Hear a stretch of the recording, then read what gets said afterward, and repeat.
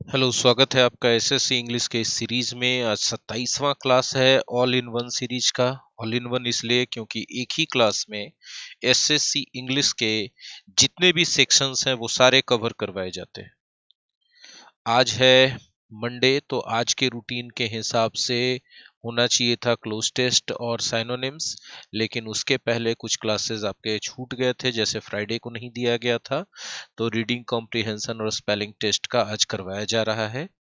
तो पहले इसको कवर कर ले, फ्राइडे वाला जो रूटीन छूटा था उसको। चलिए आगे चलते हैं। ये सब कोर्सेज अवेलेबल है हमारे यहाँ।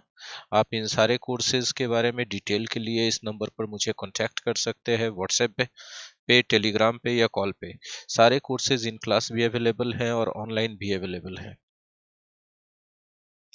स्पेलिंग टेस्ट से शुरुआत करेंगे। जैसा कि हमने कहा था कि दो सेगमेंट है, स्पेलिंग टेस्ट है और रीडिंग कॉम्प्रिहेंशन है। तो हम लोग आज शुरुआत करने वाले हैं स्पेलिंग टेस्ट से। और स्पेलिंग टेस्ट में 1 से 50 तक प्रीवियस वीडियो क्लासेस में करवाया जा चुका है। 51 से आज हम लोग शुरू करेंगे और 51 में हम लोगों को करना है miss spelled word find out करना है।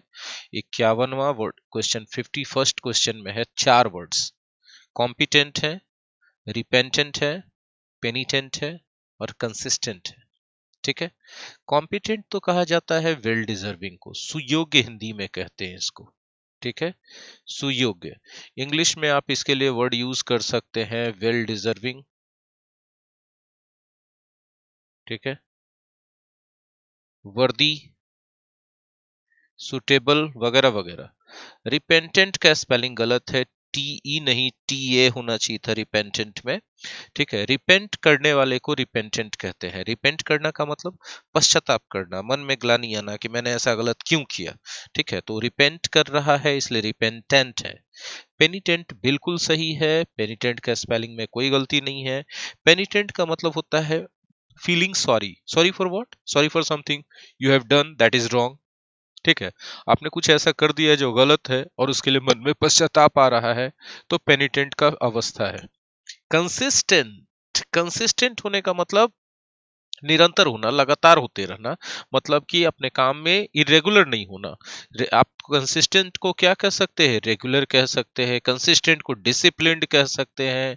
तो ये सब इसके सैनोनिम्स होंगे बात। चलिए चलते हैं 52nd में। इसका आंसर तो पता चल गया कि आंसर है सेकंड। ठीक है, एस्योर बिल्कुल सही शब्द है भाई। एस्योर का मतलब होता है किसी को यकीन दिलाना। इंश्योर बीमा करना। एनश्योर सुनिश्चित करना। ठीक है, सेंसर का स्पेलिंग गलत है। सेंसर का सही स्पेलिंग क्या होना चाहिए? CENSURE। एक वर्ड ये होता है और सेंसर का एक स्पेलिंग ये भी होता है। ये जो SURE वाला है इसका मतलब होता है क्रिटिसाइज। क्रिटिसाइज मतलब आलोचना करना, और इसका मतलब होता है कट ऑफ। है ना, कट ऑफ, काट के अलग कर देना। क्या काट के अलग कर देना? कोई ऑब्जेक्शनेबल पार्ट को किसी भी कहानी में से, ड्रामा में से, नाटक में से, फिल्म में से, यदि किसी ऑब्जेक्शनेबल पार्ट को आप काट के अलग कर देते हैं तो इसको सेंसर सेंसर करना कहते हैं।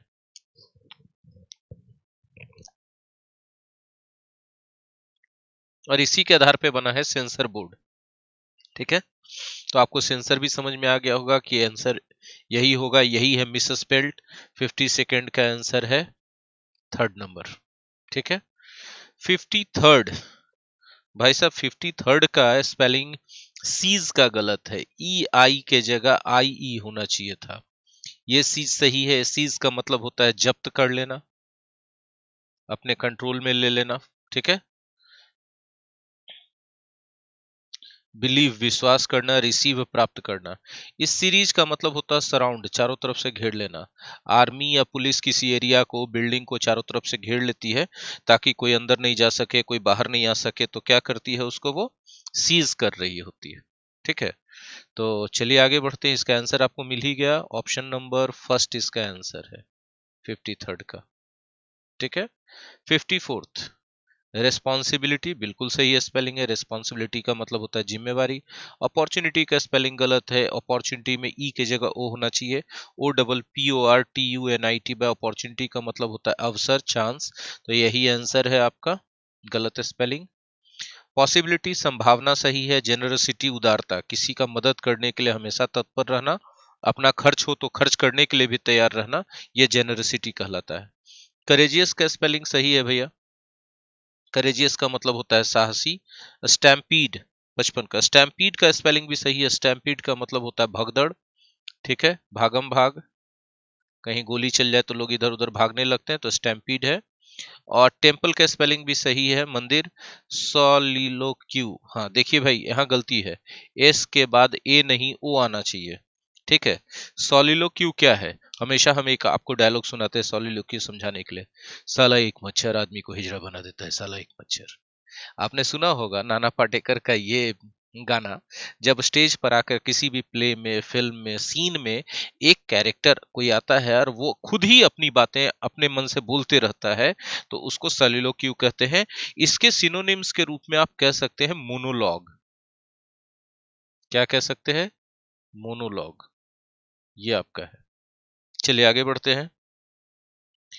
करेक्टली स्पेल्ड वर्ड, अब देखिए थोड़ा सा इंस्ट्रक्शन बदल गया है, अब आपको यहाँ से करेक्टली स्पेल्ड वर्ड बताना है 56 से, ठीक है। तो चलिए देखते हैं कंसाइंस का करेक्टली स्पेल्ड वर्ड कौन सा होगा। तो भैया 56 में कंसाइंस का सही स्पेलिंग है CONSCIENCE। कंसाइंस का मतलब होता है जमीर, कहते हैं ना तुम्हारा जमीर जिंदा है कि मर गया, तो जमीर का मतलब होता है आत्मा की पुकार, सही गलत करने का, सही गलत में फर्क करने का क्षमता, इसको जमीर कहते हैं, आत्मा कहते हैं, चेतना कहते हैं, कंसाइंस है, ठीक है। मैग्निफिसेंट, MAGNIFICENT, मैग्निफिसेंट का मतलब होता है शानदार, भव्य, जबरदस्त। फर्स्ट स्पेलिंग सही है इसका। 58 में आप बढ़ेंगे, हम लोग किस में बढ़ेंगे? 58 में। रेनेसां, रेनेसां का क्या मतलब होता है? रेनेसां का मतलब होता है पुनर्जागरण, आपने सुना होगा यूरोप का पुनर्जागरण, भारत का पुनर्जागरण। रेनेसां का स्पेलिंग है RENNAISCEN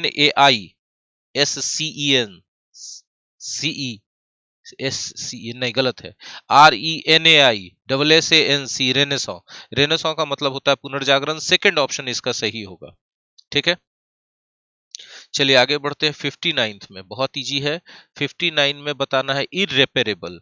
इररिपेरेबल मतलब इतना डैमेज हो गया है कि अब उसको रिपेयर कर पाना पॉसिबल एकदम नहीं है, उसको नहीं रिपेयर कर सकते। तो इररिपेरेबल, रिपेरेबल पहले जानिए, रिपेयर से बना है REPAIR, रिपेयर का मतलब होता है मरम्मत करना, इसी से निकला रिपेरेबल, REPARABLE, ठीक है। और इसमें इररिपेरेबल करना है तो IR आगे में लगा देना है। तो देखिए REPARABLE, रिपेरेबल, IR शुरू में लगा दिए, तो 59 का सही स्पेलिंग हो गया सेकेंड ऑप्शन में, ठीक है। इरिपेरेबल का मतलब होता है अपूर्णीय, इरिपेरेबल डैमेज, अपूर्णीय क्षति, ठीक है। उसको जिसको प्रिपेयर नहीं किया जा सकता, जिसको मेकअप नहीं किया जा सकता है।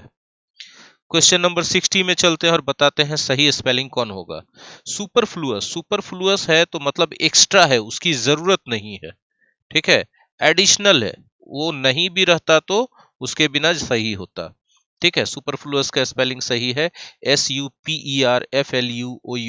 सुपरफ्लुअस यूज ऑफ वर्ड्स का एक सेक्शन होता है जिसमें एरर पूछा जाता है। जैसे यदि हम बोलते हैं ए ब्लंडर मिस्टेक, समझाने के लिए हम दे रहे एग्जांपल, तो ब्लंडर मिस्टेक में मिस्टेक लगाना ही क्यों जरूरी है? ब्लंडर का मतलब ही होता है मिस्टेक, बहुत बड़ी गलती, तो ये मिस्टेक सुपरफ्लुअस है।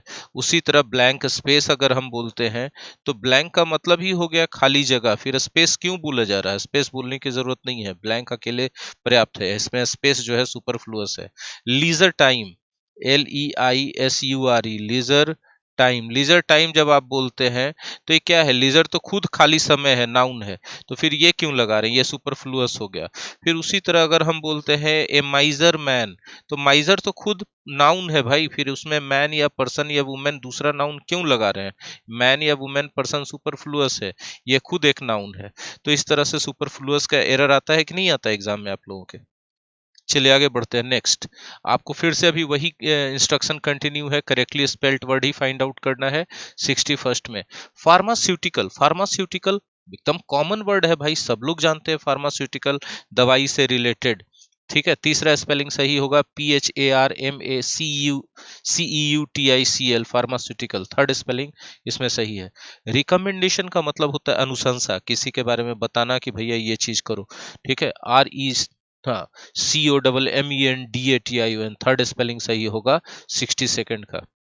नेसेसिटी, ठीक है। Necessity is the mother of invention, आवश्यकता इस आविष्कार की जननी है, बोलते हैं ना, necessity is the mother of invention.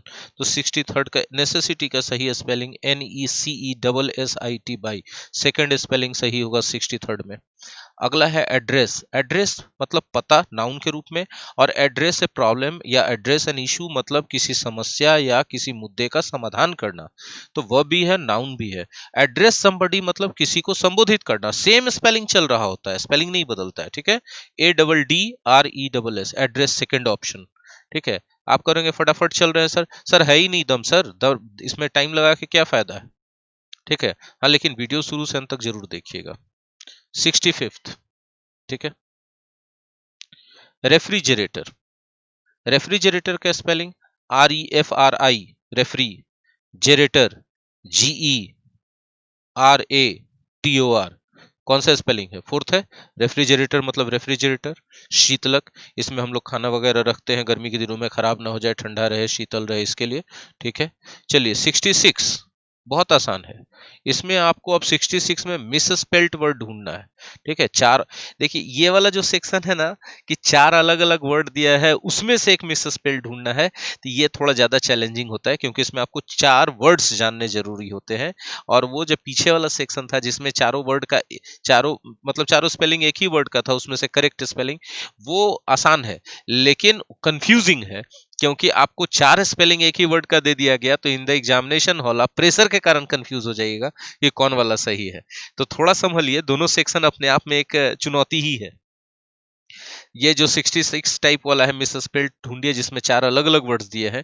इसमें बहुत प्रोफाउंड नॉलेज चाहिए, ज्यादा वर्ड्स का नॉलेज चाहिए, वोकेबलरी ज्यादा स्ट्रांग होना चाहिए, और जो एक ही वर्ड का चार स्पेलिंग देता है उसमें कॉन्सेंट्रेशन स्ट्रांग होना चाहिए, क्योंकि आपको पता होता है जनरली वो एक ही वर्ड है, आपको पता है, लेकिन वहां चार स्पेलिंग अलग अलग तरीके से दिए जाने के कारण एग्जाम प्रेशर में आप थोड़ा कंफ्यूज ज्यादा होते हैं।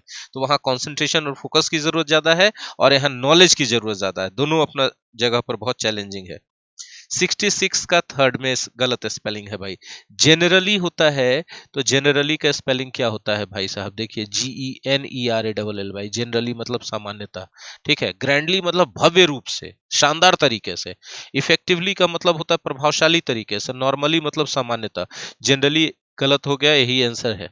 67 ट्रिकरी। ट्रिकरी मतलब छल कपट धोखा। अप्रूवर का मतलब कोलाहल शोरगुल उधम। आर्ग्यूमेंट मतलब तर्क या बहस।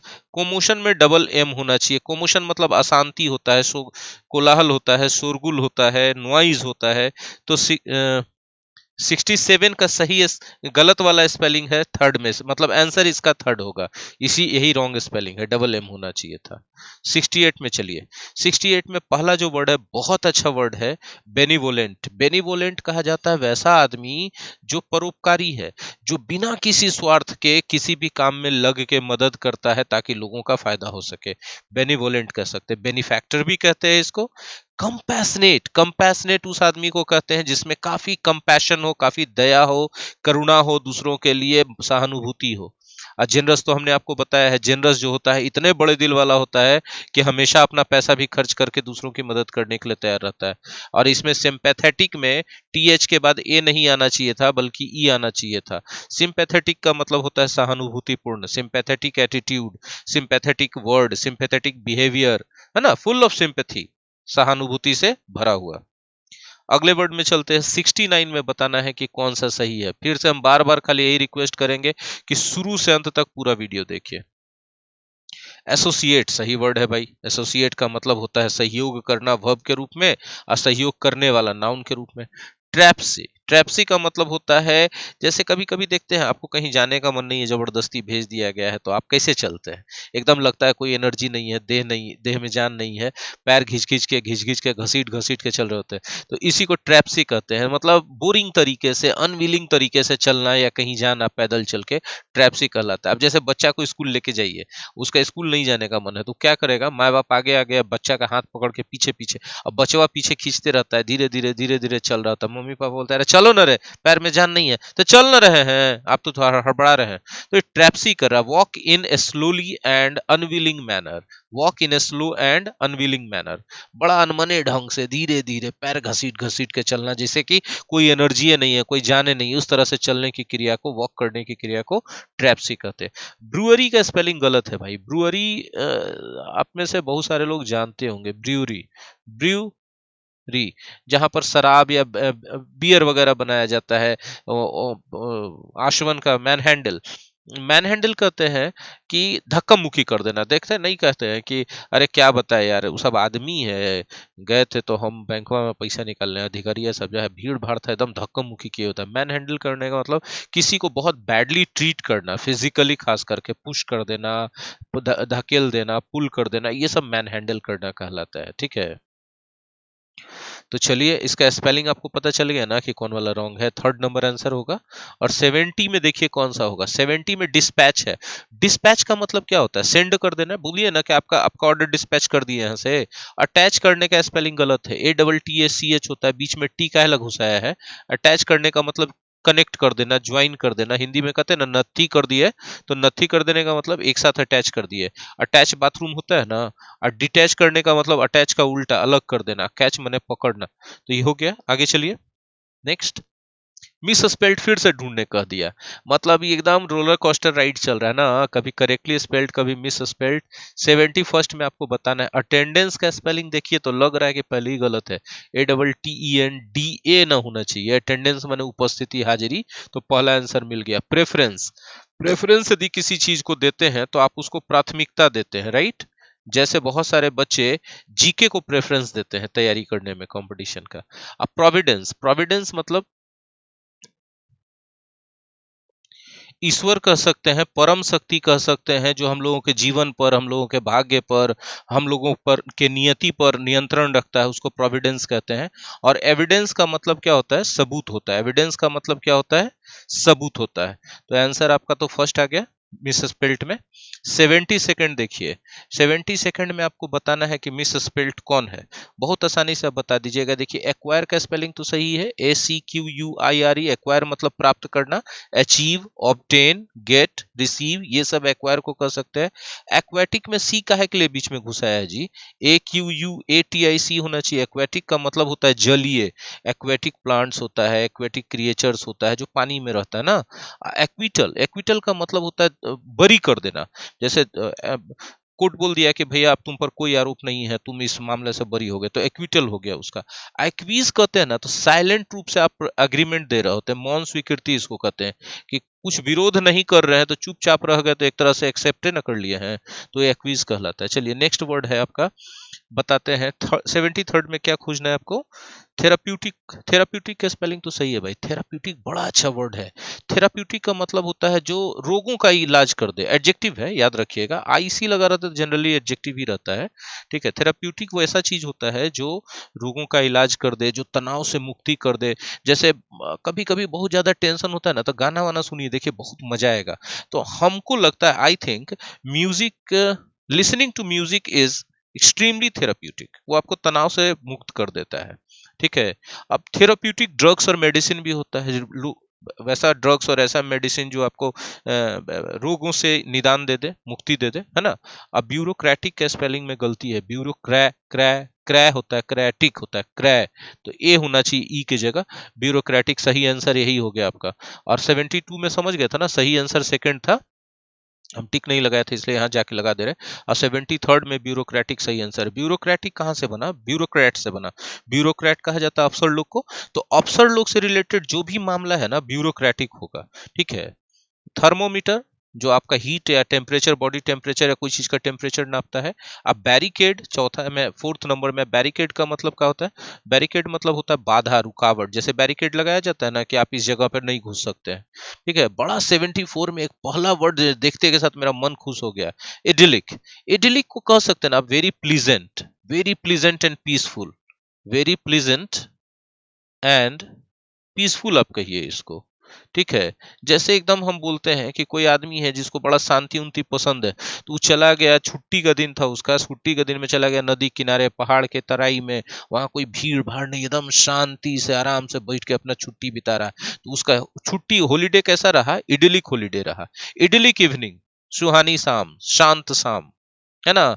इडियोटिक एकदम उसी का उल्टा है, समझिए। इडियोटिक एकदम बदमाश है, मूर्खतापूर्ण है, सब उटपटांग काम करते रहता है, इडियोटिक एक्टिविटी, इडियोटिक नेचर। अब प्रोलिफिक, वाह वाह, प्रोलिफिक है तो प्रोडक्टिव है, बहुत उससे प्रोडक्शन हो रहा है। जैसे जमीन भी प्रोलिफिक हो सकता है। कोई राइटर या ऑथर प्रोलिफिक है ना, तो समझिए कि बहुत किताब लिख रहा है, उसका खत्म नहीं हो रहा दिमाग में से बात, वो बहुत सारा चीज लिख रहा है। अब मायोपिक का स्पेलिंग गलत है भाई, एम आई नहीं एम बाई होना चाहिए। मायोपिक जैसे हम हैं, मतलब दूर वाला पते नहीं चलता है मायोपिक आदमी को। चश्मा उतार दीजिएगा ना तो दूर में का लिखा हुआ है, का आदमी है, कुछ उसको क्लियर कट पता नहीं चलेगा, मायोपिक है। इसको हिंदी में उल्टा कहता है निकट दृष्टि दोष, जिससे उसको दूर का दिखना बंद हो जाता है। तो जाहिर सी बात है कि इसको फिगरेटिव सेंस में भी यूज करते हैं वैसा आदमी के लिए जो बहुत दूर का सोच नहीं पाता है, ज्यादा दूर का सोच नहीं पाता है, छोटा छोटा फायदा देखते रहता है, तो उसे लोग मायोपिक कहलाते हैं लोग। चलिए, 75th बड़ा अच्छा है, स्पेलिंग टेस्ट का लास्ट क्वेश्चन है जी। इमरजेंसी आप नहीं जानते, इमरजेंसी में यहाँ जी होना चाहिए, काहे लिखा है जी? EMERGENC भाई, इमरजेंसी आपातकाल को कहते हैं। फर्स्ट ऑप्शन हो गया इसका आंसर, मिल गया ना। और डेलीगेट मतलब होता है प्रतिनिधि, सही है। अप्रिसिएट का दो मतलब होता है, एक तो होता है प्रशंसा करना और कोई चीज का मूल्यांकन करना। कॉमर्स और ट्रेड में आइएगा ना तो अप्रिसिएट का मतलब होता है मूल्यांकन करना। अब मैंडेटरी यदि कोई चीज है तो अति आवश्यक है, कानूनी रूप से अनिवार्य है, उसके बिना काम नहीं चलेगा। तो देखिए कितना सारा वर्ड सीखे हैं आप, एकदम धड़ाधड़ 15-20 मिनट में उड़ा करके 25 वर्ड हम लोग सीख गए हैं। अब बात है कि उतना आप याद कीजिएगा तब ना, तो या तो स्क्रीनशॉट ले लीजिए या तो वीडियो पॉज कर करके उसका नोट्स बना लीजिए, तब फायदा होगा। रेगुलर तरीके से वीडियो जाता रहेगा, यदि 1-2 दिन कभी एब्सेंट हो गया तो घबराने का बात नहीं है, उसका अगला दिन रिकॉर्डिंग चल जाएगा। ऐसा तभी होता है जब कुछ ज्यादा मेरा तबीयत खराब हो जाए या फिर कुछ इमरजेंसी आ जाए, तो ऐसा होता है कभी कभी, ठीक है। लेकिन हाँ, रेगुलरिटी नहीं जाएगा। अब चलते हैं रीडिंग कॉम्प्रीहेंशन वाला सेगमेंट पे। रीडिंग कॉम्प्रीहेंशन का जो आज पैसेज है ना, वो 16 नवंबर 2003 को एसएससी सेक्शन ऑफिसर ऑडिट के एग्जाम में पूछा गया पैसेज है। बहुत मस्त पैसेज है, बहुत सारा वर्ड मीनिंग इसमें आप सीखिएगा, बहुत सारा स्ट्रक्चर भी सीखने को मिल सकता है, इसलिए एकदम आराम से सुनते रहिए। There are 3 main groups of oils. बोलिए ऑयल तो अनकाउंटेबल है, इसको प्लूरल का है कर दिया। तो भाई साहब कोई भी अनकाउंटेबल नाउन को प्लूरल कर सकते हैं अगर उसका टाइप का बात आप करते हैं, उसका काइंड का बात करते हैं, उसके वेराइटी का बात करते हैं। तो यहाँ ऑयल का संख्या का बात नहीं हो रहा है, वेराइटी का बात हो रहा है कि मेन ग्रुप 3 तरह का है, 3 गो मेन ग्रुप है तेल का। तो तेल मतलब एनिमल ऑयल एक टाइप का ऑयल हो गया, वेजिटेबल ऑयल दूसरा टाइप का हो गया, मिनरल ऑयल तीसरा टाइप का ऑयल हो गया। तो यहाँ पर जब अनकाउंटेबल नाउन को प्लूरल किया गया ना, तो समझ लीजिए उसके टाइप का बात किया जा रहा है। तो there are 3 main groups of oils. कौन कौन सा ग्रुप है भाई? तो एक एनिमल ऑयल है, एक वेजिटेबल ऑयल है, एक मिनरल ऑयल है। अब आपको बताने का जरूरत पड़ेगा कि एनिमल ऑयल कहाँ से मिलेगा, जाहिर सी बात है कोई एनिमल के फैट से मिलेगा। वेजिटेबल ऑयल कहाँ से मिलेगा, जाहिर सी बात है पेड़ पौधा से मिलेगा, है ना। जैसे नारियल का तेल है तो वेजिटेबल ऑयल है कि नहीं, सरसों का तेल है, सूरजमुखी का तेल है, ये सब का वेजिटेबल ऑयल है। और जब आप बीमार पड़ते तो नहीं बोलता है कि लीवर का तेल खाना है आपको, मछली के लीवर का तेल खाना है, तो मछली के लीवर का तेल होता है जो एनिमल ऑयल है। अगर आप नॉन वेजिटेरियन हैं और आपके घर में नॉन वेज बनता है, तो कभी आप सुने होंगे मम्मी पापा को नॉन वेज बनाते समय आप भी कि ये वाला मीटवा ना बड़ा तेल छोड़ रहा है। तो तेल कहाँ से छोड़ता है? उसमें जो है ना फैट रहता है, गर्मी से फैटवा पिघलने लगता है, तो बोलते हैं कि तेल छोड़ रहा है। तो वो भी तो एक प्रकार का एनिमल ऑयल है ना। लेकिन इसमें कुछ और भी पढ़ना है उसके अलावा भी, तो हम आपको समझने के लिए बता दिए कि डेली लाइफ में एनिमल ऑयल को आप कैसे समझ सकते हैं ना। और कमर उमर का दर्द होता है बूढ़ा बुजुर्ग लोग में, तो लगाया जाता है ना सांडा का तेल। तो सांडा एक प्रकार का एनिमल है ना, उसमें से तेल निकाला जाता है, उसका फैट निकाला जाता है, उसको बनाया जाता है। तो सांडा का तेल भी एनिमल ऑयल है एक तरह से, ठीक है। अब मिनरल ऑयल, तो अब आप समझिए मिनरल कहाँ से आता है, माइन से आता है ना, माइन से आया है ना मिनरल। अरे भाई देखो, माइन क्या होता है, माइन खदान को कहते हैं कि नहीं कहते हैं, देखो खदान जमीन से खोज के निकालते हो, इसी से जो निकला वो क्या हुआ बोलो, मिनरल हुआ ना, ठीक है। तो मिनरल सॉल्ट भी पढ़े ना, खनिज लवण, और मिनरल ऑयल खनिज तेल। तो खनिज मतलब खन के निकाला गया, खनने का मतलब खोद के निकाला गया जमीन के अंदर से। तो बोलो कौन सा तेल होगा, सोचो। पेट्रोलियम का जितना है, पेट्रोल है, डीजल है, ये सब है ना जी, ठीक है। अब आगे बढ़ो। Great quantities of animal oil comes from whales. बहुत बड़ा मात्रा में जो एनिमल ऑयल मिलता है, कौन चीज से मिलता है, व्हेल से मिलता है।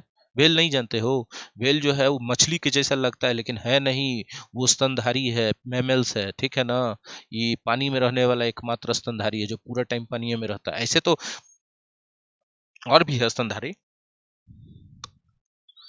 दोज इनॉर्मस क्रिएचर्स, यदि इनॉर्मस बोल रहे हो ना किसी को, तो समझ लो कि very very very very big है, वो बहुत बड़ा है। क्रिएचर्स ऑफ द सी, समुद्र का बहुत बड़ा प्राणी है ये। Which are the largest of the animals remaining in the world. दुनिया में जो सबसे बड़ा एनिमल बचा हुआ है ना वो व्हेल्स है, ठीक है। तो बोलिए बचा हुआ काहे बोला, तो बोलो कि इससे बड़ा भी था, डायनासोर था, तो खत्म ना हो गया जी, इसीलिए रिमेनिंग का बात बोला है। To protect the whales, whales के रक्षा करने के लिए, from the cold of the Arctic seas, Arctic seas के ठंड से बचाने के लिए। आर्कटिक सीज जानते हो ना, ध्रुव वाला जो समुंदर है, उत्तरी ध्रुव या दक्षिणी ध्रुव में है, ज्योग्राफी के टीचर से जरा पूछ लेना, ठीक है। वो तो बहुत ठंडा रहता है ना पानी, और वेल्स लोग उसी में पाया जाता है, तो मर ना जाएगा ठंडवा से अकड़ के। तो उसी से बचाने के लिए nature has provided them with A thick covering of fat called blubber. प्रकृति माने माँ प्रकृति ने उन लोगों को दिया है, बहुत मोटा लेयर दे दिया है फैट का। फैट कहाँ होता है, हमारा स्किन के नीचे फैट होता है, ठीक है ना, स्किन के नीचे। तो व्हेल के स्किन के नीचे भी पूरा एकदम कवर दे दिया है फैट का। अब फैट जो होता है ना, उष्मा का कुचालक होता है, उष्मा को ना निकलने देता है ना आने देता है, तो ठंड से बचा रहता है। मोटा आदमी को ऐसे भी ठंड नहीं लगता है, समझे, क्योंकि उसमें फैट ज्यादा रहता है, ठीक है। तो वो फैट को क्या कहते हैं, ब्लबर कहते हैं। यहाँ देखो एक वर्ड है प्रोवाइड, प्रोवाइड का मतलब होता है देना। अब सीखो प्रोवाइड कैसे, तो हम किसी को प्रोवाइड करते हैं, तो आदमी को लिखेंगे जिसको प्रोवाइड किए, मतलब जिसको दिए, PROVID, प्रोवाइड समबडी। और जो चीजवा दिए ना, वो चीजवा लगाएंगे तो विथ लगा देंगे preposition, provide somebody with something. और जब इसी को उलट के लिखोगे कि नहीं सर हम किसी को नहीं दिए, पहले यही बताएंगे कि कौन चीज दी है, तो दो प्रोवाइड समथिंग। अब बाद में उस आदमी का चर्चा करो जिसको दिए हो, तो टू प्रीपोजिशन लगाओ, ठीक है। तो इस तरह से देखो प्रोवाइड, किन को दिया है, वेल को दिया है ना, तो वेल को पहले लिखा, और क्या दिया है, थिक कवरिंग ऑफ फैट दिया है, तो विथ लगाया प्रीपोजिशन, है ना। देखो पहले जिसको मिला वो लिखाया, जो चीजवा मिला बाद में लिखाया, तो विथ लगा। फैट कॉल्ड ब्लबर, इस फैट को कहते क्या है, ब्लबर कहते हैं। When the whale is killed, जब वेल को मार दिया जाता है, the blubber is stripped off, तो ब्लबर को निकाल लिया जाता है। बोले स्ट्रिप ऑफ काहे बोले हैं, तो उसको परत दर परत उखाड़ के निकाला जाता है ना, परत दर परत वसा जमता है हम लोग के शरीर में, किसी भी क्रिएचर के शरीर में जो रहता है फैट, वो लेयर बाय लेयर होता है। तो लेयर को हटाते तो स्ट्रिप करते हैं, और ऑफ मतलब रिमूव करना, तो स्ट्रिप ऑफ किए। And boil down, boil down करने का मतलब कोई भी चीज को आप बॉईल कर करके लिक्विड में बना देते हैं, तो बॉईल डाउन करते हैं आप उसको, समझ रहे हैं बात। तो बॉईल डाउन करके उसको, चूंकि अब फैट है शरीर में, तो बहता हुआ नहीं ना है जी, बहता रहेगा तो स्किन से बाहर नहीं निकल जाएगा, वो जमा हुआ रहता है। और कोई भी फैट को जब आप गर्मी दिखाइएगा ना, तो पिघल जाएगा, तो पिघला देता है उसको, ठीक है। फैट को लोग मार देता है, व्हेल को मर जाता है, तो उसके बाद मर नहीं जाता है जी, उसका शिकार भी कर दिया जाता है ब्लबर के लिए। बहुत महंगा मिलता है ये सब चीज, इससे बहुत काम होता है, दवाई बनता है, सेंट बनता है, साबुन बनता है, बहुत सारा चीज होता है। तो उसके लिए उसको मार देते हैं, जैसे हाथी दांत के लिए हाथी को मार देते हैं ना, तो व्हेल को भी मार देते हैं उसी तरह से। और उसका जो ब्लबर है, उसको स्ट्रिप ऑफ कर लेते हैं, निकाल के या बॉयल डाउन कर देते हैं, लिक्विड बनाएंगे तब ना फिर उससे काम होगा आगे। It produces a great quantity of oil. It मतलब कौन सी, ईट मतलब यही ब्लबर जिसको निकाला ना, ये ब्लबर से बहुत मात्रा में तेल बनता है, which can be made into food, और जिसको खिस में फिर बदल दिया जाता है भोजन में। बोले मेड इनटू क्या है, मेड इनटू समथिंग का मतलब चेंज इनटू समथिंग। आप मेड को यहाँ सीधा सीधा बोल सकते हैं चेंज इनटू समथिंग, किस लिए, फॉर ह्यूमन कंजम्पशन, ताकि आदमी खा सके। आदमी तो सबसे बड़ा राक्षस है। हम लोग पौधों को भी खा रहे हैं नोच नाच के, जानवरों को मार के खा रहे हैं। अब जमीन पर का जानवर से हो गया, तब साला समुंदर का जानवर मार मार के खा रहे हैं। इसलिए तो पूरा सब इतना गड़बड़ हुआ है। कोरोना तोरोना काहे हो गया, देख रहे हैं।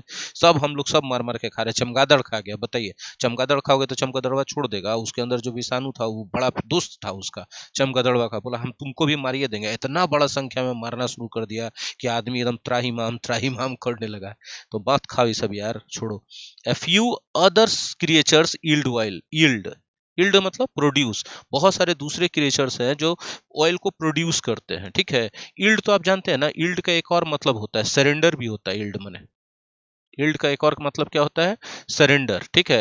यहाँ सरेंडर नहीं है, प्रोड्यूस वाला सेंस में यूज हुआ है। बहुत सारा ऐसा वर्ड है, हिंदी में भी ऐसा बहुत सारा वर्ड है जिसका एक से ज्यादा मीनिंग निकलता है। जैसे आप जानते हैं ना, सैंधव, सैंधव घोड़ा भी होता है, नमक भी होता है। दोनों मीनिंग का कोई लेना देना नहीं है सैंधव का। अब आपको कॉन्टेक्स्ट से समझना होता है कि सैंधव कहाँ घोड़ा है और कहाँ पर नमक है। यदि कोई खाना खाते हुए आदमी बोल रहा है कि सैंधव ला, तो तुम घोड़ा थोड़ी ला के दोगे, तुम क्या दोगे ला के, उसको नमक ही ना दोगे जी। कोई आदमी जो है, राजा महाराजा निकल रहे हैं बाहर घूमने के लिए, अपने नौकर से बोले मैं सैंधव लाओ, तो उसको नमक ला के हाथ में रहेगा, मुड़िए काट देगा, खट के खटाक देना कि हाँ चलो जाओ, हो गया तुम्हारा काम। Yield oil, but none so much as the oil. कोई भी ऐसा नहीं है जो उतना प्रोड्यूस करता हो जितना व्हेल करता है। मतलब व्हेल जो है एनिमल ऑयल का, एनिमल फैट का सबसे बड़ा प्रोड्यूसर है। प्रोड्यूसर का हम लोग छीन लेते हैं, बेचारा प्रकृति माँ उसको दी है, उसके रक्षा के लिए हम लोग छीन छान के उसको खा जाते हैं। The livers of the cod and halibut, two kinds of fish. ये कॉड और हेलीबट का है, टू काइंड्स ऑफ फिश है। उसका जो लिवर है ना, इल्ड नरिशिंग ऑयल, उससे भी पोषक तेल बनता है। हम लोग का देखिएगा, डॉक्टर लिखते हैं कि मछली के तेल का टैबलेट लिख देते हैं या कैप्सूल लिख देते हैं, या मछली के तेल का दवाई लिख देते हैं। कब? जिसका किसी का लीवर उवर खराब होता है तो ये जो कॉड मछली है, हेलीबट मछली है ना, समुद्री मछली है दोनों, उसके लीवर से भी फैट निकलता है, ऑयल निकलता है, जो हमारे लीवर को मजबूत करता है। देखिए ना, हम लोग कितना स्वार्थी हैं, अपना जान बचाने के लिए सबको मार रहे हैं, धनाधन मारते जा रहे हैं।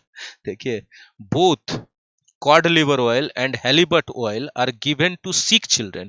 ये जो कॉड लिवर ऑयल होता है, हेलीबट ऑयल जो लिवर ऑयल होता है, वो सिक चिल्ड्रेन को दिया जाता है। सिक मतलब बीमार बच्चों को दिया जाता है। और दूसरे इनवैलिड्स, इनवैलिड्स मतलब बीमार लोगों को दिया जाता है, हु नीड सर्टेन विटामिन, जिनको कोई खास तरह के विटामिन का जरूरत होता है। देखिए सर्टेन नजर आया ना, तो सर्टेन कभी भी मिल जाती है, इसके बाद देखिएगा प्लूरल नाउन ही रहना चाहिए, नहीं है तो गलती है, एरर हो जाएगा।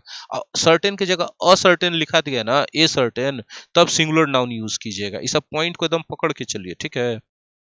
आगे बढ़ते हैं। Vegetable oil has been known from very old times, ठीक है।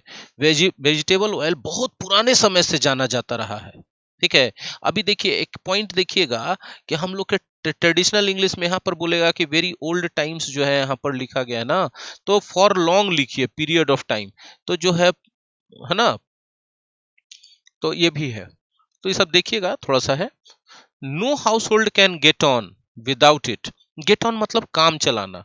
कोई घर का काम नहीं चल सकता है इसके बिना। किसके बिना भाई? वेजिटेबल ऑयल के बिना। अब आप सोचिए, वेजिटेबल ऑयल हम क्या बताए आपको शुरू में, कड़ुआ तेल जो सरसों का है या फिर नारियल का तेल है, क्या इसके बिना घर का काम चलेगा? सरसों तेल नहीं रहेगा, खाना कैसे पकाइएगा? इधर तो हम लोग नॉर्थ इंडिया में है या नॉर्थ ईस्ट इंडिया में है, तो हम लोग इधर बना रहे हैं सरसों तेल से बना रहे हैं, सूरजमुखी का तेल है। अब तो राइस ब्रान ऑयल भी आ गया है, बहुत तरह का नया नया आ गया है। कोलेस्ट्रॉल ये सब का मामला है तो लो कोलेस्ट्रॉल वाला तेल सब करके सब, लेकिन वेजिटेबल ऑयल है। अब चले जाइए साउथ इंडिया में, सब नारियल के तेल में लोग खाना पकाता है। तो ये जो नारियल का तेल है, सरसों का तेल है, सूरजमुखी का है, राइस ब्रान ऑयल है, ये सब सब कहाँ से मिल रहा है? सब प्लांट से मिल रहा है ना, तो इसीलिए इसको वेजिटेबल ऑयल बोला गया, ठीक है। तो इसके बिना किसी घर का काम नहीं चल सकता है। देखिए जो फ्रेज है ना, गेट ऑन विदाउट समथिंग, तो गेट ऑन विदाउट समथिंग करते हैं तो उसके बिना काम चलाते हैं, और गेट ऑन विथ करते हैं तो उससे काम चलाते हैं, ठीक है ना, उससे झेलते हैं। क्योंकि देखिए, it is used in cooking, क्योंकि इसका प्रयोग भोजन बनाने में होता है। अब यहाँ पर हम एक बात बोलेंगे, रुकिए जरा सा, पहले इसको साफ करने दीजिए, तब कोई बात होगा। अभी अभी ऐसे कोई बात नहीं होगा, ठीक है। रुकिए, देखिए यहाँ पर आप देख रहे हैं कि क्या है, एक क्लाउज है ना, यहाँ पर दूसरा क्लाउज है ना, ठीक है, यहाँ पर कॉमा है और फॉर लगाया गया है, तो दो क्लाउज के बीच में फॉर रहे और उसके पहले कॉमा रहे, तो ये फॉर का अर्थ आप चुपचाप से क्या निकाल दीजिए, बिकाउज। आपके लिए बड़ा अच्छा रहेगा। Because it is used in cooking, cooking में यूज किया जाता है। परफ्यूम्स में be made from the oils of certain flowers. ठीक है, फिर से देखिए सर्टेन के साथ प्लूरल नाउन आया कि नहीं। परफ्यूम्स भी बनाया जा सकता है, कुछ सर्टेन फ्लावर्स हैं उनसे ऑयल जो निकलता है उससे परफ्यूम, क्योंकि सर्टेन ऑयल्स में जो है खुशबू रहता है ना, तो उसके ऑयल में भी खुशबू रहे तो उससे परफ्यूम बनेगा। इसके अलावा सोप, साबुन जिसे हम लोग नहाते होते हैं, are made from vegetable and animal product and the oils of certain flowers. मतलब कुछ एनिमल प्रोडक्ट, एनिमल प्रोडक्ट मतलब वसा ही रहेगा और का रहेगा। अब वेजिटेबल और सर्टेन फ्लावर्स के ऑयल्स को मिला करके साबुन बनाया जाता है। अब कितना लोग नहाना छोड़ देगा, बोलेगा कि एनिमल प्रोडक्ट है हम नहीं नहाएंगे, हमको तो पूजा करने जाना है। ठीक है, तो भाई आपका डिसीजन है, आप नहाइए मत नहाइए, ऐसे भी जाड़ा में नहाना अच्छा बात नहीं है। 21 देखिए, क्वेश्चन आंसर कर लेते हैं। The main source of animal oil का है जी, वेल है। हाँ, vegetable oil is mainly used for, किस चीज के लिए यूज किया जाता है। अरे तो वेजिटेबल ऑयल कुकिंग के लिए यूज करोगे और का, गाड़ी डाल के चलाओगे का, गाड़ी चलाओगे उससे। The liver of fish seals, liver जो कोई भी हेलीबट और कॉड फिश का बताया ना कि लिवर से नरिशिंग ऑयल मिलता है आपको। The thick protective covering of fat on A whale is called a, blubber कहते हैं उसको और क्या कहते हैं। इतना इजी जी क्वेश्चन में फंसोगे तो फिर क्या करोगे बताओ।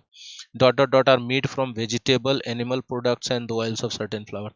ये तीनों जब लगता है तब उसमें सोप बनाने का काम आता है, सोप बनाने में तीनों काम आता है। हो गया आज का। इति श्री रेवा खंडे सप्तमोध्याय समाप्त भव। प्रेम से बोलो रीडिंग कॉम्प्रिहेंशन जी महाराज की जय। फेसबुक पेज को लाइक कर लीजिए, यूट्यूब चैनल को सब्सक्राइब कर लीजिए, हमारे टेलीग्राम चैनल को सब्सक्राइब कर लीजिए ताकि आपको पीडीएफ मिलते रहे। आपको कोई भी दिक्कत हुआ है तो कमेंट में लिख कर बताइए, वरना इस नंबर के व्हाट्सएप टेलीग्राम पर भी कांटेक्ट कर सकते हैं, कॉल भी कर सकते हैं। पर्सनली मिलना है तो इस एड्रेस पर पहुंचिए, लेकिन कोरोना नियम का पालन करते हुए मास्क लगा के आइएगा। ठीक है, बहुत बहुत धन्यवाद।